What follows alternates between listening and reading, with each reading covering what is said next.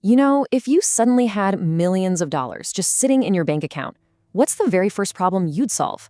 For our guy, Cameron Lee, it's probably not what you're thinking. He's facing a choice between a simple turnkey solution and building his future completely from scratch. Hello and welcome back to our channel.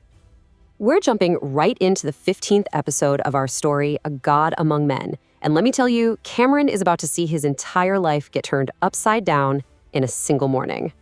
And here's how it happens. By noon, after this total whirlwind of paperwork with his real estate manager, John, Cameron's bank account suddenly has a staggering $7 million in it. Just like that. The deal for his old house, it's officially done. But with his old life completely sold off, that incredible number creates a very real, very immediate problem. He and his daughter, well, they're technically homeless now. So forget about the flashy cars or luxury vacations for a minute. Cameron's #1 priority is finding a home. And who does he call? The one real estate agent he actually trusts, John. And Cameron is super clear about what he's looking for. It has to be a New Moon Bay, and it needs easy access to New Moon Mountain for his work. But the real non-negotiables, a fantastic, good-sized kitchen, because you know he loves cooking for his daughter.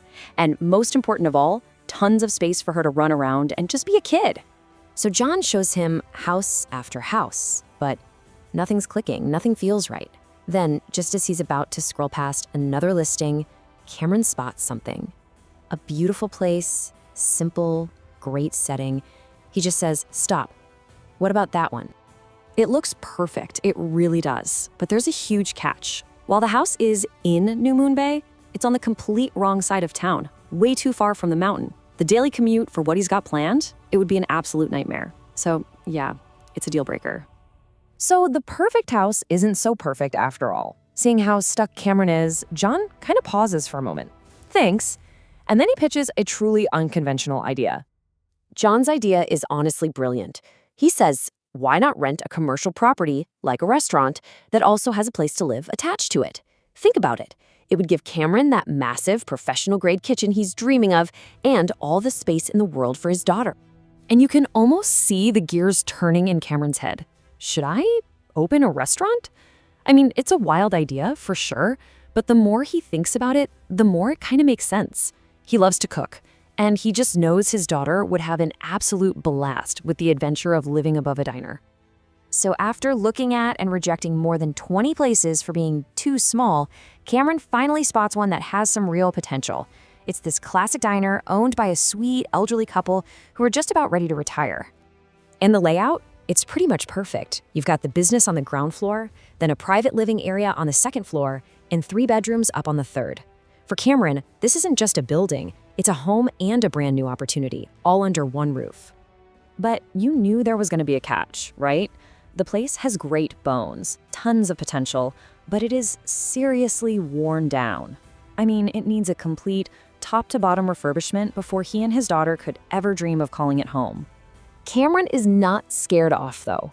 Not at all. He signs the lease and immediately tells John to get an interior designer on the phone. The designer, a guy named Lionel Danes, shows up thinking he's just going to discuss some new paint colors, but Cameron completely floors him with his real plan. He doesn't want to touch up. He looks at Lionel and says, "I want to rip everything out and start again."